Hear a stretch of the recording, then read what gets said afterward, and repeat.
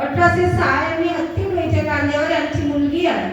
माझ्या मार्गात येण्याचे कारण, मला 6 वर्ष माझ्या लग्नाला झाले होते. मला पुत्र संतती दिसत नव्हती. मला खूप काळजी वाटते. माझे पती दुसरी पत्नी करतो म्हणत मी खूप देवी देवतेकडे जात होते. भगवंताने विनंती केली का बाबा मी सेवकाची मुलगी आहे, मी खूप फिरून राहिले देवी देवताकडे, मी कवडीत फिरू बाबा, माझे फिरू फिरू पाय दुखले बाबा, मला एका ठिकाणी बसवा ना भगवंता. भगवंताने माझी विनंती ऐकली. मी एका देवीकडे जात होती. माझे पती कुठे जातेस म्हणते. म्हणलं मी देवीकडे जाते. जायचं नाही म्हणते. म्हणलं काहून, आपल्याला मार्गात यायचं आहे म्हणते. ठीक आहे म्हणलं. माझ्या वडिलांकडे हत्तीबाईला मार्ग घ्यायसाठी गेले. माझ्या वडिलांना म्हणलं का मी आपसामध्ये तुम्हाला कार्य देत नाही, घोषाला मनसारामचे सागर त्याच्याकडून तुम्ही कार्य घेऊन घ्या. कार्य घेतला. 1 वर्ष माझे कार्य चालले. भंडाऱ्याला बाबाचा दौरा आला. मी तिथं बाबासमोर उभी झाली, नमस्कार केला. बाबा म्हणतात काहून बाई. बाबा म्हणलं मला 6 वर्ष झाले मुलं वाढ काही समाधानी दिसत नाही. बाबा तुम्ही मार्गदर्शन करा. तुमचे मार्गदर्शक कोण आहे म्हणते. म्हणलं भोश्याचे सावेजी आहे, त्यांना बोलवा म्हणते. त्यांना सांगितलं का याला त्यागाचे कार्य देऊन द्या. त्यांनी त्यागाचे कार्य दिला. 6व्या-7व्या महिन्यामध्ये माझे हवन घडली आणि दिवाळीतच माझी मुलगी समावली. मला 2 मुलं 2 मुली आहेत. आता ते मुलगी 2 वर्षाची झाली. भगवंतानं पहा माझी परीक्षा कशी घेतली. 2 वर्षाची झाल्यानंतर उन्हाळा दिवस होता. ते मुलगी माझी खेळायला गेली. तेथून तिला ताप आला. ताप आल्यानंतर तिनं कटर दात खाय असेच असेल बाईला ताप आला म्हणलं. त्यानंतर तिनं मुठी बांधलं, मिठी बसवलं आणि डोळे ओटारलं. आता आम्ही दोघंही रडायला बसला. माझे पती म्हणतात काकाला बोलवू ना.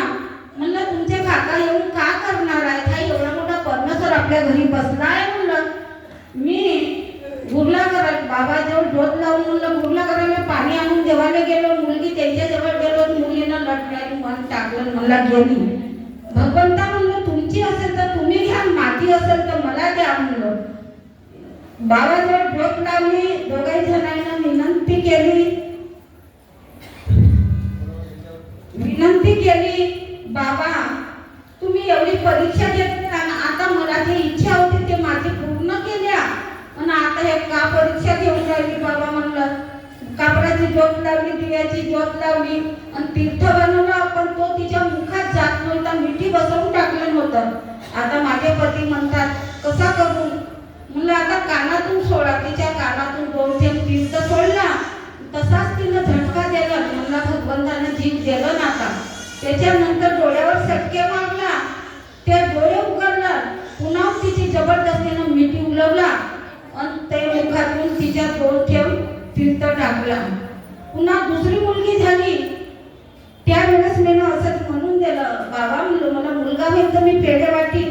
मला मुलगी झाली, मी काही पेढे वाटले नाही. मग त्यावेळेस त्या मुलीच्या डोक्यावर जन्मली तेव्हाची फोड्या आला होता असा लुपलुप करे. तेव्हा डॉक्टरकडे नेला. डॉक्टरने म्हणलं 2.5 वर्षाची झाल्यानंतर हिचं ऑपरेशन करून टाका. पुन्हा हत्तीबाईला बाबाचा दौरा आला. तिथं मी उभी झाली बाबासमोर. बाबा म्हणतात काहून बाई. म्हणलं बाबा सर्व माझा चांगला नमस्कार बाबा. म्हणलं तुला भगवंत दिसला का म्हणते. हो बाबा मला दिसला. म्हणलं कुठं पाहिलीस म्हणतात. एक माझ्या परिवार होती, एक माझ्या हातात होती. ह्या 2 मुली आहेत बाबा. म्हणलं मग मी सुद्धा बाबाजवळ गोष्ट काढली. बाबा म्हणलं माझ्या हातून एक चूक झाली, पेढा वाटीत. म्हणलो बाबा मुलगा होईल तर पण मुलगी झाली, तुला काही पेढा वाटला नाही. म्हणून तुला असे नवसा कोण करायला सांगितलं म्हणत बाबा.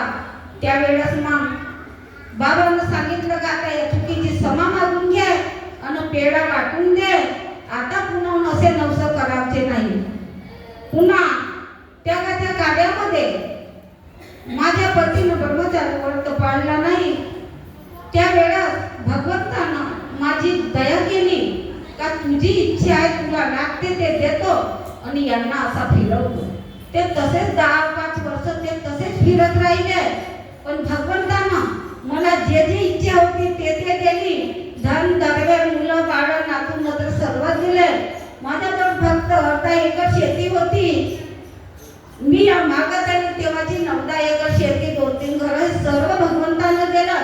माझे तत्वशब्द नियम काय त्या भगवंताला माहीत आहे. मी वेळोवेळी भगवंताच्या कार्यालय जातो. माझे एवढे दूरदूरचे कार्यक्रम झाले, माझे 2-3 कार्यक्रम मी अटेंड केलो.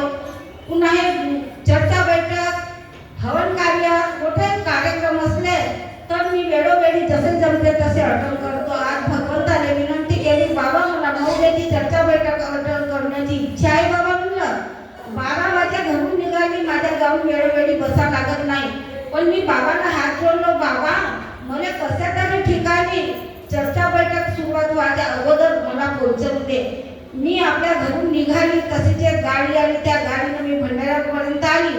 तेथून भंडारा बसा लवकर लागला नाही, आपल्या मौदा बसा लवकर लागला नाही, मला वेळ झाली. पण भगवंतानं मला चर्चा बैठक भेटू दिलं. माझी इच्छा होती ते माझे पूर्ण केलं. तत्वशब्द नियम आले, विसरा नको, तत्वशब्द नियम आले, जागा हेच भगवंताले आपले जे काही दुःख आहेत हे दूर करतात भगवंत. एवढी भगवंताजवळ दैवी शक्ती आहे. भगवंताच्या कार्याने वेळोवेळी जागा. जे काही माझी बोलण्याच्या अंगातून चूक झाली असेल, मी बाबा हनुमानजीला माफी मागतो, बाबा जिंदगीला माफी मागतो, बसलेल्या अध्यक्ष साहेबांना, संचालक साहेबांना, मंचकात बसले तेवढे सेवक चेतनी बाळ गोपाळ्या सर्वांना माफी मागतो. नमस्कार.